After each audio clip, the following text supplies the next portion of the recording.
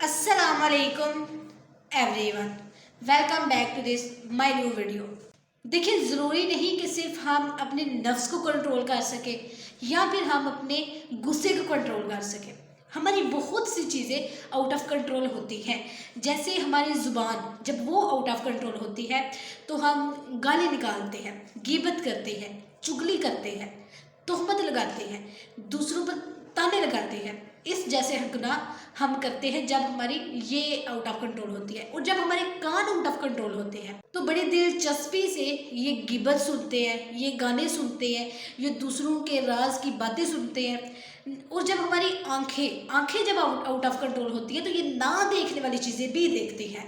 जैसे बदनिगाही करना, किसी के खत या मैसेजेस उसकी इजाज़त के बगैर पढ़ना, दूसरों के घरों में जानकर नामहरमों को देखना वगैरह।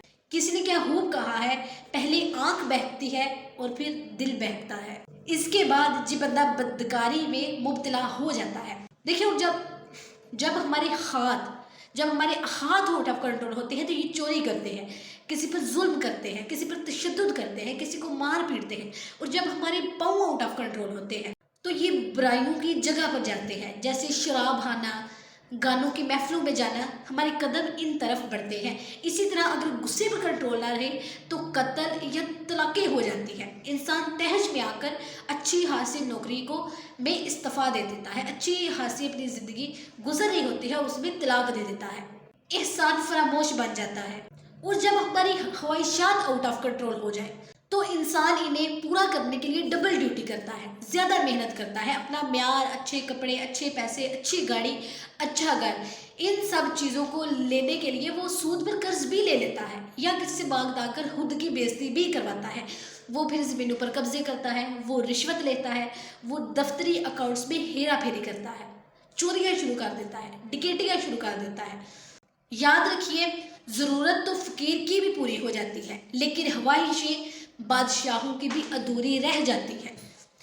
ख्वाहिशें बादशाहों को गुलाम बना देती है। खाने पीने की ख्वाहिशात पर कंट्रोल ना रहे तो इंसान अपनी पसंद की हर चीज़ खाने की कोशिश करता है, ये सोचे बगैर कि इसकी सेहत पर इसका क्या असर होगा, क्या ये नुकसानदेह है या फ़ायदेमंद है। एक वक्त आता है जब इसका ब्लड प्रेशर, इसकी शुगर, इसका कोलेस्ट्रॉल कंट्रोल में नहीं रहता, तो फिर ये डॉक्टरों के पीछे भागता है और अपनी अच्छी खासी ज़िंदगी को बर्बाद कर बैठता है। इसी तरह जब बिजली की वोल्टेज आउट ऑफ कंट्रोल हो जाए तो घर की इलेक्ट्रिक चीज़ों को नुकसान पहुंचता है। बच्चे आउट ऑफ कंट्रोल हो जाए तो अच्छी तरबियत नहीं होती। उस्ताद का शागिर्द आउट ऑफ कंट्रोल हो जाए तो उस्ताद अच्छी तरह पढ़ा नहीं सकते, उनकी ज़िंदगी अच्छी तरह संवार नहीं सकते। इसी तरह अपनी नींद पर कंट्रोल ना रहे तो इंसान अपना काम भूल जाता है, अपना वर्किंग टाइम भूल कर अपनी नींदें ही पूरी करता रह जाता है। इसी तरह फैक्ट्री में कुछ वर्कर्स होते हैं, जैसे किसी जगह वर्कर रखे होते हैं, वो जब आउट ऑफ कंट्रोल होते हैं तो प्रोडक्शन रुक जाती है, जिससे फैक्ट्री ओनर्स को अच्छा खासा नुकसान भी पहुंचता है।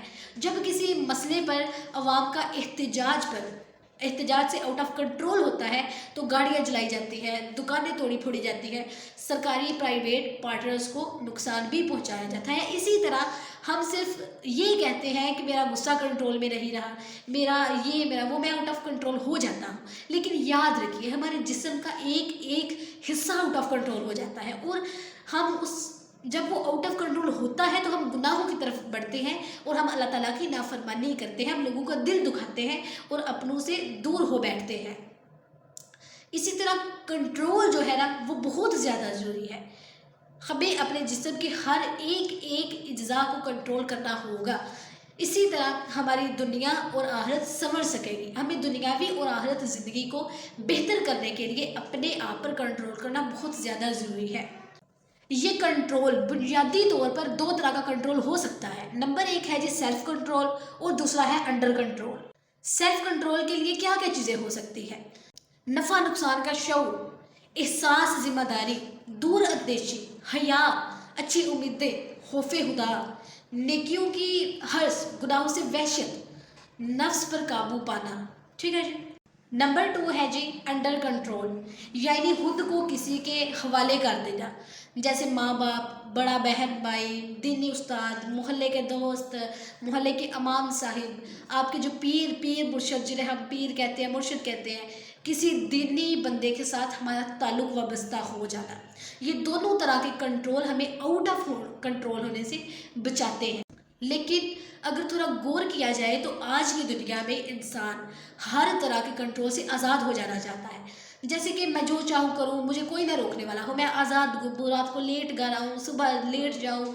तो टाइम टेबल मैनेज ना होना, सिर्फ अपनी मनमानी करना, घर वाले जो बोले, माँ बाप मना करे, इन सब से ना आजकल की जो यूथ है इन सब से जान छुड़वाना चाहती है कि जो चाहे मैं करूँ, मुझे कोई रोकने वाला ना हो। ये अलग बात है कि इसी तरह के नारे मारने वाले, ये जो इसी तरह के लोग होते हैं ना, भाई मुझे कोई ना रोके, मैं जो मर्जी करूँ, जिस टाइम मर्जी आऊँ, जिस टाइम मर्जी जाऊँ, घर के दरवाजे पे खुले रहे। ऐसे लोगों पर कानून की पुलिस जो है ना, वो अच्छा खासा कंट्रोल कर लेती है। उनको पता होता है कि अगर हमने पुलिस के सामने आउट ऑफ कंट्रोल हो गए तो हम जेल की सलाहों के पीछे ही जाएंगे और कहीं नहीं जाएंगे, सिर्फ उधर ही जाएंगे।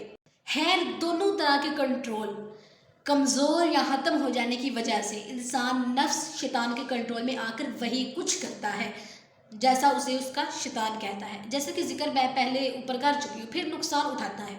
आज हमारे माशरे में ये जो फैली बेहयाई, इतनी बेहयाई आम हो चुकी है, नशा, हराम की कमाई, कत्ल करना, फ्रॉड करना, रिश्वत लेना, बड़े छोटे की तमीज़ भूल जाना, ये ना समझना कि सामने वालिदैन खड़े हैं और मैं क्या बोल रहा हूँ, ये सब कुछ भूल बैठे हैं। गालियाँ निकालना, गालम गलोच करना, इन बहुत सी बुराइयों के आम होने का एक बड़ा सबब ये आउट ऑफ कंट्रोल होना ही है।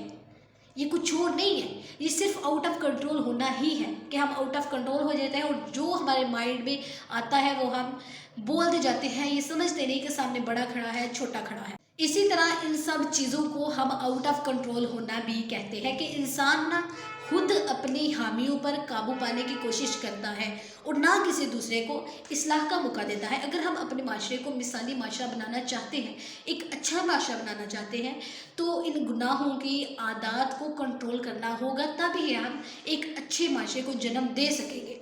इसके लिए एक बेहतरीन हमें ऐसे दोस्तों का इंतखाब करना चाहिए जिनकी कंपनी अच्छी हो, जो नमाज अदा करते हो, जो वक्त पर हर काम जो है वो वक्त पर करते हो। एक बेहतरीन रास्ता जो है वो आशिकी रसूल की दीनी तहरीक, उन लोगों में शामिल हो जाना है।